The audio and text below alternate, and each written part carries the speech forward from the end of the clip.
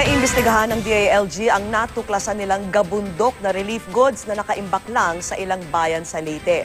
Ikinadismaya ni Interior Secretary Mar Rojas ang mga nakatiwangwang na relief goods gaya sa isang bodega sa Dulag.